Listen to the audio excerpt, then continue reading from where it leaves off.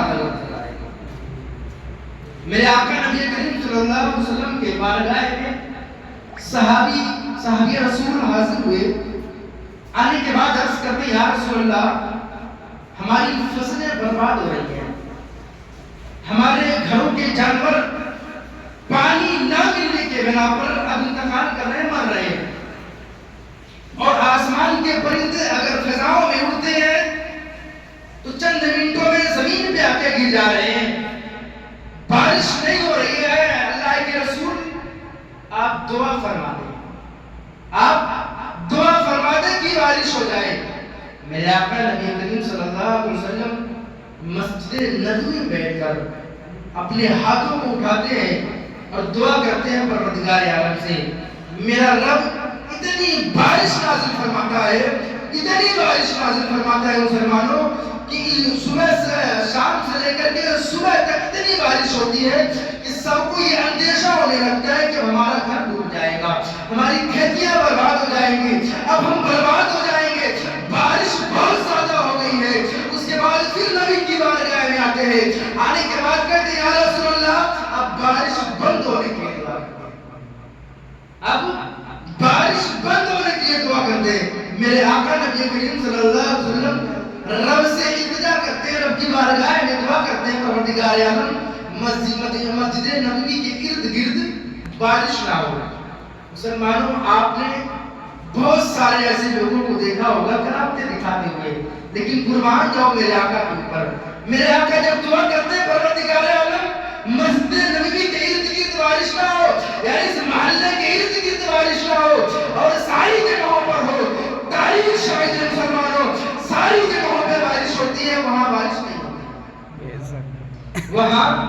بارش نہیں ہوتی ہے۔ تو اگر آج ہم اور آپ میرے نبی کا وسیلہ لے کر کے دعا مانگیں گے تو ایسا نہیں ہے میرا رب ہماری دعاؤں کو قبول نہیں کرے، رب تبارک و تعالی ہماری دعاؤں کو بھی قبول کرے گا، ہمارے لیے بارش بھی نازل فرماتا ہوا نظر آئے گا، اور انشاءاللہ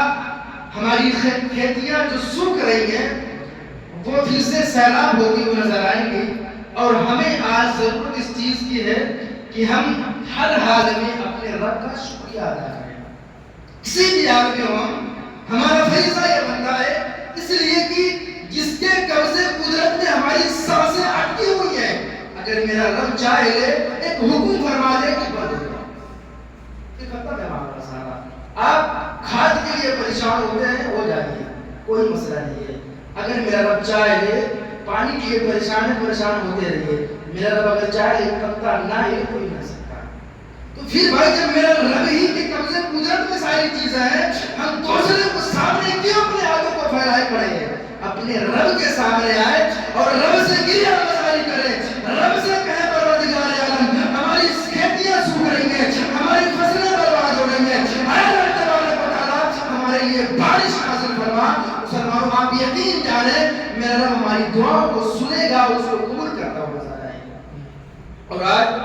ہمیں اپنے گناہوں پہ ندامت کرنے کی ضرورت ہے، ہمیں اپنے گناہوں کے بارے میں سوچنے کی ضرورت ہے۔ میں یہ بارہا کہتا ہوں کہ ہمارے پاس ساری چیزوں کا ٹینشن موجود ہے، بارش نہیں ہو رہی ہے اس ٹینشن ہمارے سر پہ چڑھا ہوا ہے، بارش نہیں ہو رہی ہے کھیتی برباد ہو رہی ہے، کھاد نہیں مل رہا تھا تو پریشان تھی، اس کا ٹینشن ہے، پیسے جیب میں نہیں اس کا ٹینشن ہے، بچوں کا فیس جمع کرنا یہ ٹینشن ہمارے پاس موجود ہے، لیکن اس کا ٹینشن ہمارے پاس نہیں ہے کہ گناہوں کا انبار بہت زیادہ ہو گیا ہے، اس چیز کا ٹینشن ہمارے پاس ہے ہی نہیں ہے بھائی، اس کے بارے میں ہم سوچتے ہی نہیں کہ ہمارے پاس گناہ بہت زیادہ ہو گیا ہے، اس کی وجہ سے کہیں ایسا تو نہیں ہے کہ رب تبارک و تعالیٰ ہم سے ناراض ہو گیا اور ہماری دعاؤں کو قبول نہیں کر رہا ہے۔ مسلمانوں اپنے رب کو راضی کر لو، جب رب راضی ہو جائے گا پوری دنیا آپ کے قدموں میں آ کے ہو جائے گی۔ میرے بولنے میں آپ کی سننے